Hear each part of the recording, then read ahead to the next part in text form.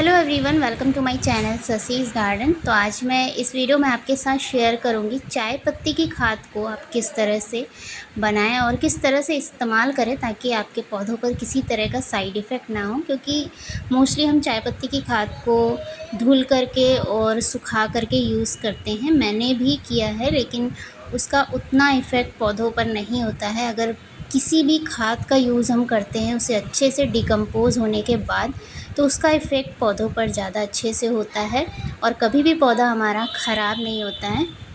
Kitchen में बहुत सारी ऐसी चीज़ें होती हैं जिनका इस्तेमाल करके हम खाद बना सकते हैं, लेकिन खाद बनाने का जो तरीका है, अगर हम उसमें थोड़ी सी भी मिस्टेक करते हैं तो वो हमारे पौधों के लिए बहुत ही हार्मफुल हो सकता है। इसीलिए कोई भी खाद जब भी हम तैयार करें तो उसे अच्छे से, जब तक डिकम्पोज़ ना हो जाए तब तक उसे अपने पौधों पर नहीं देना चाहिए।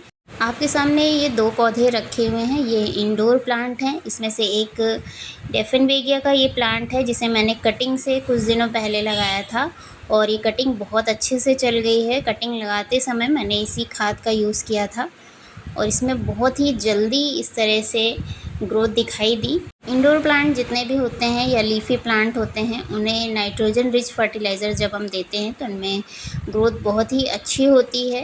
यहीं गुलाब के पौधे पर भी चाय पत्ती की खाद का अच्छा इफ़ेक्ट देखा गया है। लेकिन चाय पत्ती की खाद का इस्तेमाल किस तरह से करना है और उसे किस तरह से बनाना है, ये बहुत ही इम्पोर्टेंट है।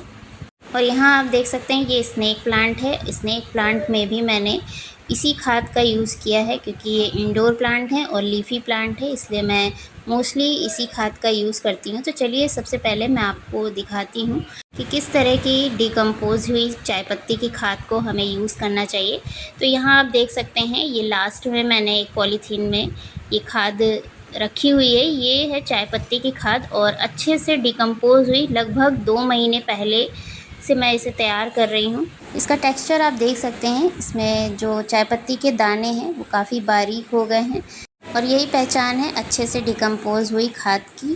जब चाय पत्ती की खाद में डिकम्पोजिशन की प्रक्रिया अच्छे से हो जाती है, तब आप देख सकते हैं कि चाय पत्ती का टेक्सचर कुछ इस तरह का हो जाता है और ये आपस में बाइंड होने लगती है। इसमें मॉइस्चर भी है और बहुत ही बढ़िया क्वालिटी की खाद तैयार होती है इस तरह से। तो जब खाद आपको कुछ इस तरह से दिखाई देने लगे तो उसे आपको धूप में रख देना है ड्राई होने के लिए। तो ये वाली जो खाद है इस पॉलीथीन में, इसे मैंने लगभग 1 महीना हो गया है इसे इस पॉलीथीन में रखे हुए और अब इसमें किसी भी तरह के कीड़े वगैरह भी नहीं दिखाई दे रहे, क्योंकि चाय पत्ती की खाद जब भी डिकम्पोज़ होना स्टार्ट होती है तो इसमें कीड़े ज़रूर पड़ते हैं। हल्की सी स्मेल भी आती है, लेकिन जैसे जैसे ये डिकम्पोज़ हो जाती है वैसे वैसे इसमें कीड़े भी गायब हो जाते हैं और खाद भी तैयार होना शुरू हो जाती है। इस पॉलीथीन में जो आप खाद देख रहे हैं, ये 1 वीक हो गया है इस खाद को इकट्ठा करते हुए।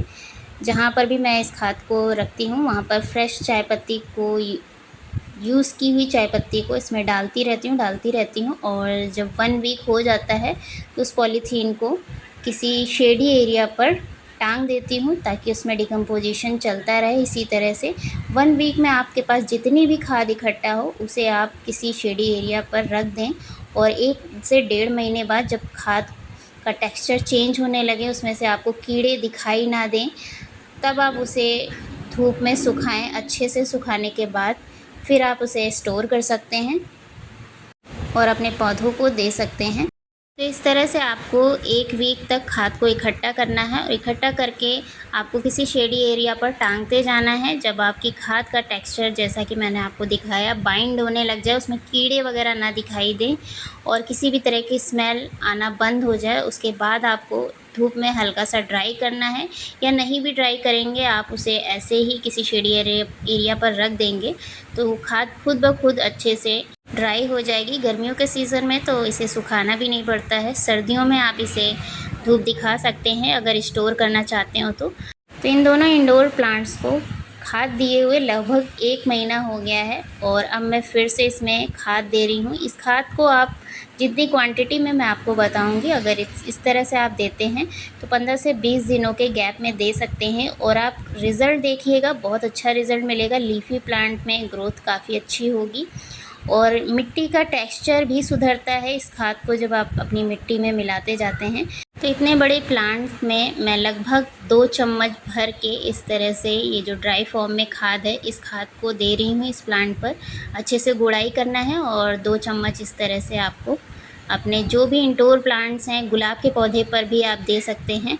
मई जून के मंथ में हमें इस तरह की खाद को अवॉइड करना होता है, बल्कि किसी भी खाद को हम अपने पौधों पर नहीं देते हैं। तो मौसम का ख़ासकर ध्यान रख कर ही हमें पौधों पर खाद देनी चाहिए। सर्दियों के मौसम में अगर क्वांटिटी बढ़ भी जाती है तो पौधे पर किसी भी तरह का साइड इफ़ेक्ट नहीं दिखता है। और इस तरह की डिकम्पोज़ हुई, अच्छे से डिकम्पोज़ हुई खाद जब हम अपने पौधों को देते हैं तो उसका रिज़ल्ट बहुत अच्छा मिलता है और पौधे पर किसी भी तरह का साइड इफ़ेक्ट भी नहीं दिखाई देता है। तो इस तरह से आप चाहें तो रिपोर्टिंग के समय भी इस खाद का यूज़ कर सकते हैं। इस खाद को आप काउडंग मैन्योर के साथ मिक्स करके भी दे सकते हैं। जब काउडंग मैन्योर या किसी और खाद के साथ मिक्स करें तो इसकी क्वांटिटी कम कर दें। तो दोनों ही प्लांट्स में मैंने 2-2 चम्मच करके खाद को दे दिया है और अब दे दिया है पानी। तो ये काम आप जब भी करें, खाद पौधों को खाद देने का काम हो, रिपोर्टिंग का काम हो, इस तरह के काम आप जब भी करें तो शाम के समय करें। पौधे में रिज़ल्ट आपको बहुत अच्छा देखने को मिलेगा। तो जब भी आप इस खाद को तैयार करें और जैसे ही इसमें कीड़े वगैरह पड़ने लगें तो आप इसमें फ्रेश खाद को, फ्रेश यूज़ की हुई चाय पत्ती को डालना बंद कर दें। उस समय आप इसे एक ऐसी जगह पर रख दें जहाँ पर इसमें धूप ना पड़े। कुछ ही दिनों में आप देखेंगे उसमें से कीड़े भी गायब हो जाएंगे और जो थोड़ी बहुत स्मेल आती हो वो भी गायब हो जाएगी।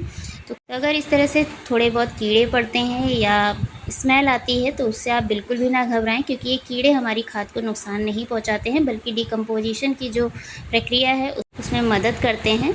तो इस तरह से आप चाय पत्ती की खाद को जितना अच्छे से डिकम्पोज़ होने देंगे उतनी ही अच्छी क्वालिटी की खाद आपको तैयार मिलेगी।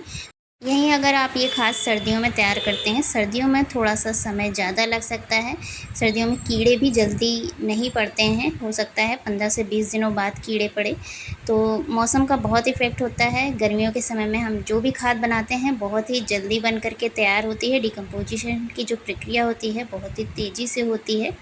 तो मौसम के अकॉर्डिंग आप खाद को तैयार करें और ये जो टेक्सचर है, इसी टेक्सचर का ध्यान रख कर के इस खाद को तैयार करेंगे तो ऐसे ही टेक्सचर की आपको खाद तैयार मिलेगी। तो वीडियो आपको कैसा लगा मुझे कमेंट करके ज़रूर बताइएगा और आप भी इस खाद को बना करके ज़रूर ट्राई करिएगा और मेरे साथ अपना एक्सपीरियंस भी शेयर करिएगा। चैनल पर नए हैं तो चैनल को सब्सक्राइब कर लीजिएगा, बेल आइकन को प्रेस कर दीजिएगा। वीडियो पसंद आया हो तो लाइक करिएगा। मिलते हैं फिर से एक और नए वीडियो में, तब तक के लिए thank you so much for watching.